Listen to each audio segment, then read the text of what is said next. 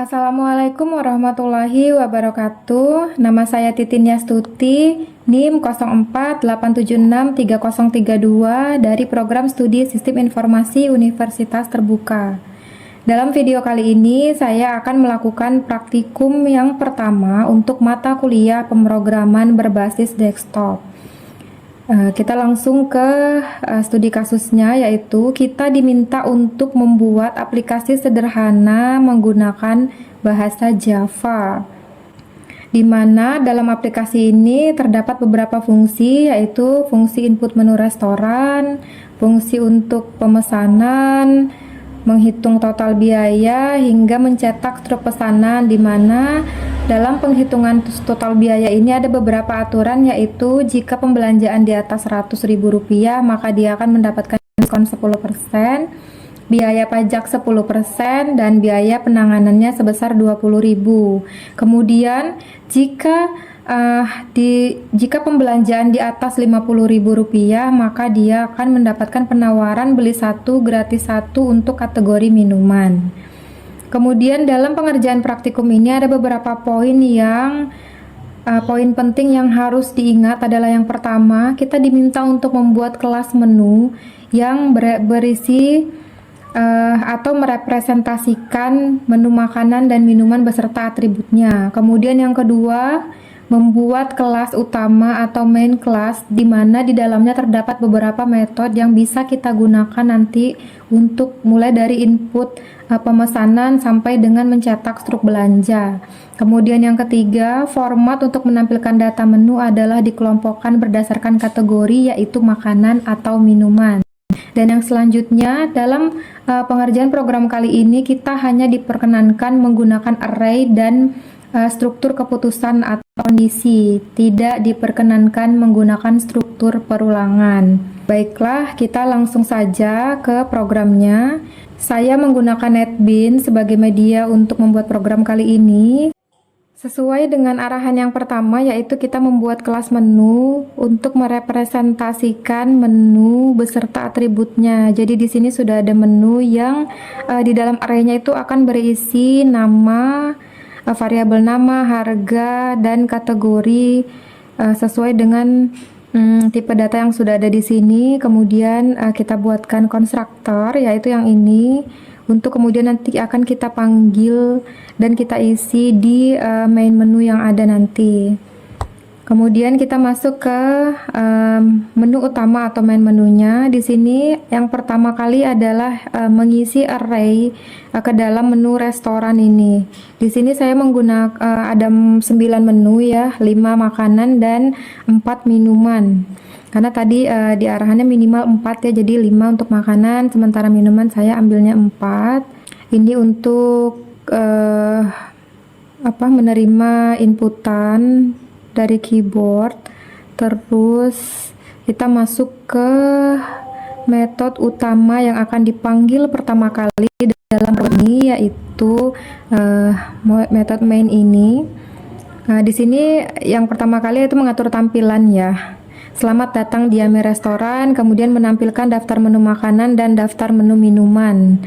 Nah, di sini karena tidak menggunakan perulangan, jadi kita tulis satu-satu, mulai dari indeks ke menu restorannya ya, mulai dari indeks ke 0 sampai dengan indeks ke 8. Itu kita tulis saja satu-satu. Kemudian nanti setelah tampil, kemudian akan ada pemberitahuan untuk memilih menu yang akan dipesan dengan format menu sama dengan jumlah pesanan ya. Ini sesuai yang diatur tadi, yang contoh nasi padang sama dengan 2. Jadi format menu yang diterima yang dianggap benar adalah seperti itu. Kemudian di sini saya membatasi maksimal pesanan ada 9 item saja.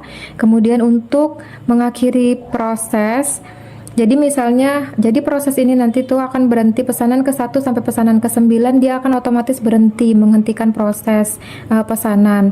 Tapi jika kita hanya ingin pesan misalnya 2 menu saja, maka untuk yang pesanan ketiga kita kosongkan saja, dia akan langsung menghentikan prosesnya. Kemudian di sini kita membuat variabel pesanan dalam bentuk array untuk menyimpan pesanan yang diinput nanti. Kemudian kita panggil fungsi input all. Metode input all ini berisi untuk mencatat pesanan-pesanan apa saja yang diinputkan oleh user, berupa pesanan mulai dari pesanan ke satu, kedua, dan seterusnya. Dimana dalam menginputkan format pesanan itu nanti kita akan panggil lagi fungsi metode check format, yaitu untuk mengecek apakah formatnya sudah sesuai. Misal pada baris pertama atau pesanan yang ke satu dia langsung enter saja, pesanan kosong, maka akan diberitahukan bahwa pesanan belum diinput, mohon diulang. Kemudian jika dalam formatnya tidak ada tanda sama dengan, maka akan diberitahu juga bahwa format pesanan salah. Kemudian jika ada sama dengannya, tapi setelah sama dengan jumlahnya lupa diinput, misal nasi goreng sama dengan, sampai di situ saja kemudian di enter, maka akan ada warning jumlah harap diinput, mohon diulang kembali. Jadi begitu, hal-hal itulah yang akan dicek sampai memang memastikan benar-benar formatnya benar. Lalu jika formatnya sudah benar, maka yang terakhir adalah mengecek isi pesanannya. Apakah isi pesanan itu ada di dalam daftar menu? Yaitu dengan cara memanggil metode cek isi. Cek isi ini gunanya untuk mengisi apakah pesanan yang diinput itu ada di dalam daftar menu. Kalau tidak ada dalam daftar menu, maka dia akan menampilkan warning menu tidak ditemukan, sehingga kita harus mengulang untuk menginput kembali menunya. Seperti itu. Sebenarnya kita bisa saja menggunakan perulangan, tapi karena di sini dalam praktikum yang pertama ini tidak boleh, jadi saya mensiasatinya dengan menggunakan metode yang dipanggil berulang kali sampai selesai indeksnya. Jadi misalnya di menu itu ada 8, ada 9 ya, dengan indeks 0 sampai 8. Ketika dicari di indeks 0, ketika ketemu dia akan mengembalikan nilai 1, tapi ketika tidak ketemu dia akan panggil lagi cek ulang dengan indeks yang ditambah 1. Jadi habis cek indeks ke 0, setelah itu nggak ketemu, panggil lagi cek indeks ke 1, begitu seterusnya sampai dengan indeks ke 8. Jika masih tidak ketemu, berarti data tidak ada dan akan menampilkan warning menu tidak ditemukan. Setelah itu untuk cek promo dan menu promo, di sini ada menu promo dan cek promo.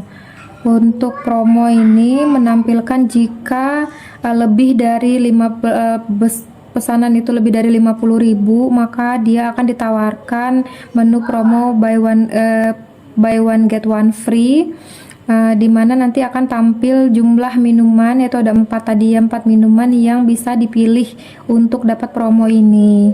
Setelah itu, setelah pemilihan promo selesai, langsung ke cetak nota pembayaran. Kita langsung coba saja ke programnya ya. Nah, selamat datang di Yummy Restoran. Ini yang tadi yang ada di main kelasnya. Ada 5 daftar menu makanan dan 4 daftar minuman. Pilih menu yang akan dipesan dalam format menu sama dengan jumlah pesanan. Maksimal pesanan 9 item, kosongkan pesanan untuk mengakhiri proses. Jadi untuk pesanan, khusus untuk pesanan ke 1 yang ada di cek format tadi. Nah, bagian yang ini khusus untuk indeks ke 0 atau pesanan ke 1, jika kita kosongkan, enter saja, maka akan muncul warning pesanan belum diinput, mohon diulang. Kemudian yang ini, misalnya kita inputkan nasi goreng. Begitu saja, maka format pesanan salah, mohon diulang pesanan ke 1. Kita inputkan lagi, misalnya untuk kategori yang ini. Ini tanda sama dengannya ada, tapi ketika di split dibagi 2, jadi untuk pengambilan datanya ini dalam format pesanan itu, menu sama dengan jumlah pesanan itu nanti akan kita split menjadi 2 bagian dengan tanda sama dengan. Yang ada di kiri akan jadi array indeks pertama, dan yang indeks ke 0, terus jumlah pesanan yang sebelah kanan sama dengan akan jadi indeks ke 1 sebagai jumlah pesanan. Jadi ketika kita hanya menginputkan nasi goreng sama dengan belum ada jumlah pesanannya, maka akan muncul warning jumlah harus diinput, mohon diulang. Seperti itu. Kemudian untuk else yang terakhir, di sini ada else yang terakhir yaitu cek isi. Jadi ketika format yang diinput sudah benar, misalnya nasi padang sama dengan 4. Ini formatnya sudah benar, ada format menu sama dengan kemudian jumlah pesanan. Secara format sudah benar, tapi kemudian kita akan mengecek apakah nasi padang ini ada di dalam daftar menu. Itu menggunakan metode cek isi yang akan kita panggil berulang kali mulai dari indeks ke 0, menu restoran indeks ke 0 sampai dengan indeks ke 8. Jadi misal seperti ini, jika kita enter maka akan muncul menu tidak ditemukan, mohon diulang. Seperti itu seterusnya. Misal kita masukkan nasi goreng sama dengan 5. Benar, makanya dilanjutkan ke pesanan kedua. Pesanan kedua misalnya teh hangat sama dengan 5. Enter, formatnya benar, menunya juga ada, maka dia akan lanjut ke pesanan ketiga. Jika pesanan ketiga ini kita formatnya salah atau menunya tidak ada, dia akan muncul lagi warning seperti tadi, nasi padang sama dengan 3 misalnya. Menu tidak ditemukan, mohon diulang pesanan ketiga. Dia minta mengulang pesanan ketiga. Lalu jika pesanan ketiga ini kita kosongkan dan kita enter saja, maka proses pesanan ini akan berhenti. Karena tadi berlaku warning pesanan belum diinput ini hanya untuk pesanan ke 1 saja. Untuk pesanan kedua dan seterusnya kita gunakan kosong ini untuk menghentikan proses pemesanan. Jadi misal kita berhenti sampai di situ, proses pemesanan selesai, Anda mendapatkan promo buy one get one free. Jadi di sini kita akan memilih promonya.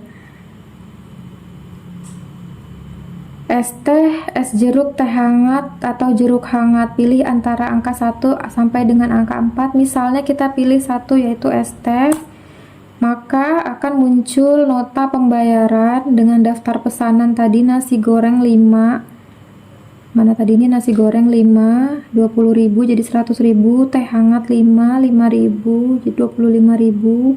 Ketambahan 2 pesanan baru yaitu es teh dalam rangka promo tadi. Jadi 1 dapat 2 es teh, tapi satunya gratis. Nah, kita coba misalnya dia sudah pesan teh hangat, kemudian dia pilih promonya teh hangat, maka tidak akan ada baris tambahan 1 ini, dia akan langsung ke teh hangat promo, jadi dapat tambahan teh hangat 1. Seperti itu. Misal teh hangat sama dengan 10, nasi goreng sama dengan 10. Berhenti. Misalnya promonya kita pilih teh hangat juga, maka di nota teh hangatnya tetap 10, dia hanya mendapatkan tambahan 1, dimana yang 1 ini gratis ya, karena dalam rangka promo. Beda kalau misalnya di dalam pesanan kita, kita minta promo minuman yang tidak kita pesan, maka dia akan muncul 2 baris, 2 item lagi, 1 item tambahan yang berbayar, satunya gratis. Seperti itu ya untuk perlakuan promo ini. Kemudian pajak 10% dari total layanan, dari total pesanan, biaya pelayanan 20.000, kemudian dia dapat diskon lagi 25.000, yaitu 10% dari total pesanan ini karena belanjanya di atas Rp100.000. Untuk promo ini karena belanjanya di atas Rp50.000. Dengan demikian selesailah sudah praktikum 1 mata kuliah pemrograman berbasis desktop ini. Sampai jumpa di praktikum-praktikum berikutnya. Semoga bermanfaat dan semoga memberikan hasil yang baik. Jika ada kesalahan silahkan dikoreksi. Wassalamualaikum warahmatullahi wabarakatuh.